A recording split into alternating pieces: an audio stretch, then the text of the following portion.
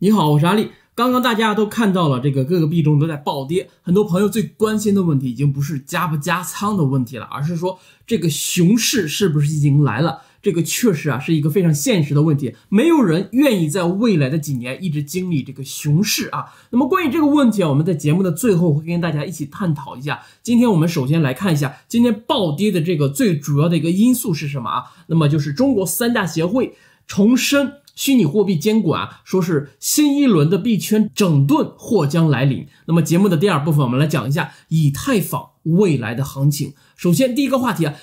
有一篇文章说是这个三大协会重申比特币等虚拟货币是一种特定的虚拟商品，不应且不能作为货币在市场上流通使用。同时呢，要求金融机构、支付机构等会员单位不得开展与虚拟货币相关的业务。相信很多朋友都已经看到了，这篇文章的重点倒不是说整顿，而是说从根本上限制资金进入币圈。那么币圈的老韭菜们应该都知道，上一次中国大陆整顿币圈呢，是在2017年9月4日，也就是著名的9·4暴跌。2017年9月4日，央行、网信办、工信部、工商总局、银监会、证监会、保监会等7个部门出手正式叫停 RCO 融资。7部门通知指出，任何组织和个人不得非法从事代币发行融资活动，各类代币发行融资活动应当立即停止。那么9·4之后交易所纷纷转战海外，很多平台已经出海，例如火币、币安OK。那么这些之后这几个平台全部都不能使用人民币直接去买币了。那么相对应的呢，只能是去找平台担保的第三方的商家去购买 USDT。那么我前几天的视频讲过我在火币购买 USDT 的痛苦的经历，大家没看过的呢，可以去翻一下前面的视频。那么这一次的主要的打击的力度呢，就是第三方的售卖 USDT 的平台。而且很多朋友可能已经听到各种各样的风声了，比如说你赚到的钱还能否换成人民币那么他们听到这种风声呢，纷纷都卖掉了手里面的币。那么这个风声已经传了好几天了所以说最近几天的这个阴跌呢，跟这个也是有很大的关系。那么我的观点呢，就是只要币安、火币、OE 这三大平台呢还在，你的币呢就不会出现问题，你的钱也不会出现问题。那么问题呢是监管层对这三家的容忍度会到一个什么样子的程度？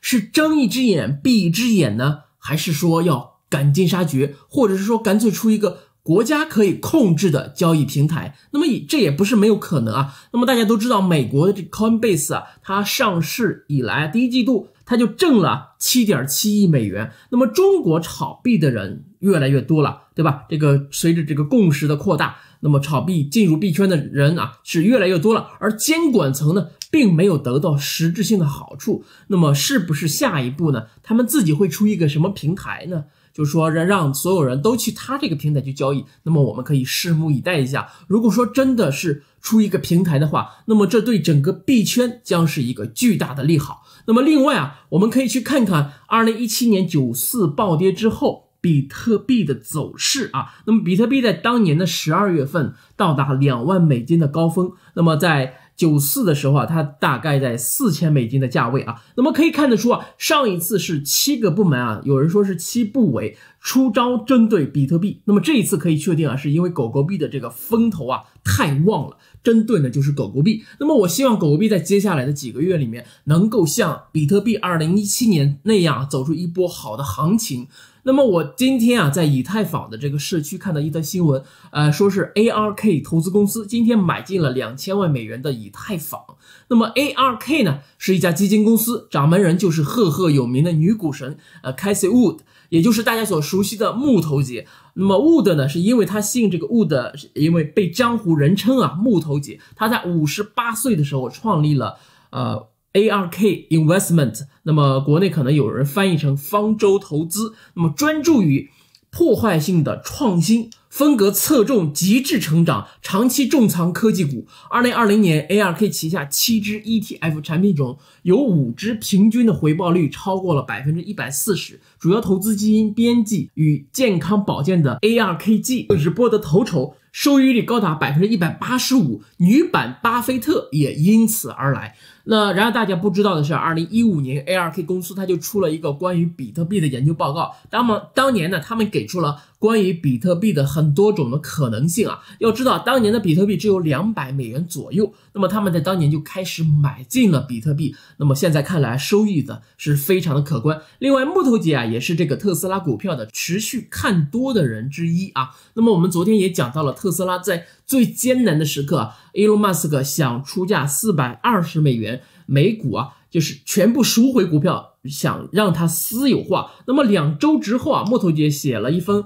公开信，反对私有化，直接影响了特斯拉后来的命运。那么在这封公开信中，他认为特斯拉会在5年内涨到700到4000美元每股啊，以420元的价格私有化绝对是血亏的。那么伊隆马斯克后来也表示，这封公开信影响了他和董事会最终的决定。还有啊，木头姐坚定的认为2025年特斯拉将会达到3000美元每股啊，那么这也是他在今年3月份给出来的一个更新的一个预期值。那么今天在以太坊暴跌的这种情况之下，木头姐买进了2000万美元的这个以太坊币，那么给我们带来了巨大的想象的空间。那么未来到底会怎么样，我还是非常想知道的。那么因为我本人对以太坊的这种技术方面的了解不是很多，但是呢，我未来会更多的去研究一下以太坊。那么我们现在来回答一下最开始的这个问题啊，熊市是不是已经来了？那么如果你已经听到这儿了，就是我们已经聊到木头姐了。如果说木头姐认为熊市已经来了，那么会不会在这个时候投资2000万美元去买以太坊呢？那么我个人也认为啊，这个牛市还没有走完，美联储呢在8月份之前并没有加息的这个预期，通胀的数据呢依然是非常的高，全世界疯狂印刷的这个钱呢，还没有一个可以消化它的地方。各国的政府呢，也是坚决不想看到热钱流入日常生活必需品中啊。就比如说这个肉制品啊、奶制品啊，比如说猪肉你涨价了，这是对人民的生活是有一个很大的一个风险的。那么储存消化热钱的地方呢，它只有房市、股市和币圈了。那么房市的供应量呢是严重的不足啊，房价虽然现在已经是很高了，但是在目前美国注册的房产中介的数量已经远远大于市场上的房屋的总量了，根本就没有办法呢消化掉这么多钱。那么股市呢现在也是在很高的一个点位了，那么唯有一个币圈是最佳的一个选择。那么我知道讲到这里一定会有朋友问，既然这样，为什么中国的监管层会打压币圈呢？因为中国在疫情期间并没有跟风去印这个钞票，就是这么简单啊。那么在中国的朋友，他们把大量的钱呢投入到了币圈，就是变相的把钱送出来了，对吧？那么总之啊，牛市的下半场即将到来，未来在大陆的朋友们啊，可能会受到更多的监管，但是这个币圈的行情并没有结束啊，大家自己想一想这个办法啊，看你们怎么后期怎么去这个操作啊。感谢您收看今天的节目，欢迎您点赞、订阅、分享、转发，愿你和我共同进步，一起发财 ，peace。